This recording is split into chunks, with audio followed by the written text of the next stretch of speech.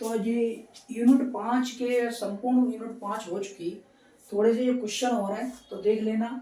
समझा जा रहा है कि फोटोग्राफी के अंधेरे कमरे में लाल रंग का प्रकाश जलाया जाता है क्यों। अब देखो आज के ज़माने तो डिजिटल है, आज के ज़माने तो कंप्यूटर द्वारा फोटो खींच रहे हैं, मोबाइल द्वारा खींच रहे हैं, तो कोई मतलब ही नहीं प्रकाश किसका जल रहा है। लेकिन जब थोड़े समय पहले जब ये कंप्यूटर का उपयोग कम किया जाता तब जो मोबाइल जो फोटो खींचते थे तो ये कैमरा के द्वारा खींचते थे। जो कैमरा के द्वारा खींचते तो उसमें क्या होती है, फोटोग्राफिक फिल्म होती है यानी प्लेट, उसमें क्या होती है, रील होती है। उस रील की क्या हो जाती है, धुआई की जाती है, सफाई उसकी। तो सफाई बंद कमरे में की जाती थी और उसमें कौन सा प्रकाश जलाते थे, लाल रंग का प्रकाश जलाते। ये साधारण प्रकाश इसलिए नहीं जलाते कि यह प्रकाश क्या हो जाता है, फैल जाता है फोटोग्राफी प्लेट पर, क्या हो जाता है, फैल जाता है। और फोटोग्राफी प्लेट पर फैल जाएगा तो आप ही लोग कहेंगे हमारा मुंह टेढ़ा हो गया, हमारी नाक टेढ़ी हो गई, ठीक है। तो जो लाल रंग का प्रकाश होता है क्या, वो फोटोग्राफी प्लेट पर फैलता नहीं था, ठीक। और उस प्लेट को क्या होता है, प्रभावित नहीं करता है, क्योंकि लाल रंग के फोटोन की ऊर्जा बहुत कम होती है। वह फोटोग्राफी की प्लेट को फैलता नहीं था, यानी फोटो खराब नहीं होता था। लाल रंग के फोटोन की ऊर्जा बहुत कम होती है।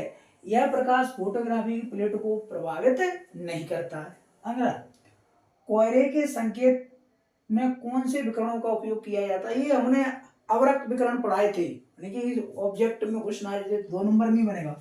जो अवरक्त विकरणों का उपयोग किया जाता है क्योंकि इनकी तरंगदैर्घ्य अधिक तथा प्रकीर्णन कम होता है। तरंगदैर्घ्य अधिक मतलब दूर दूर तक दिखाई देते, और प्रकीर्णन मतलब फैलते कम है, ये वातावरण में कम फैलते, डायरेक्ट जाते सीधे।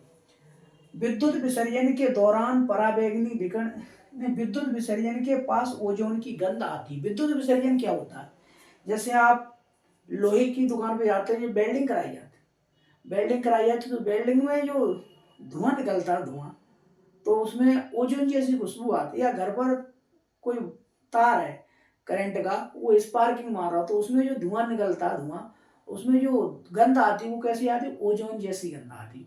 तो देखो विद्युत विसर्जन के दौरान पराबैंगनी विकिरण निकलते, जब विद्युत वेल्डिंग कार्य किया जाता है उसमें क्या निकलते हैं, पराबैंगनी विकिरण।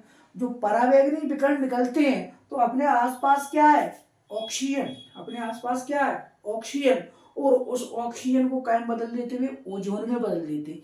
इस कारण क्या आती है, ओजोन की गंध आती है, ठीक है। तो विद्युत विसर्जन कराने के दौरान वेल्डिंग कराते हैं तो उसमें क्या निकलते हैं, पराबैंगनी विकिरण, और पराबैंगनी विकिरण निकलते हैं तो अपने आसपास क्या है, ऑक्सीजन, ऑक्सीजन को कायम बदल देते, ओजोन में बदल देते। इस कारण क्या आती, ओजोन की गंध आती।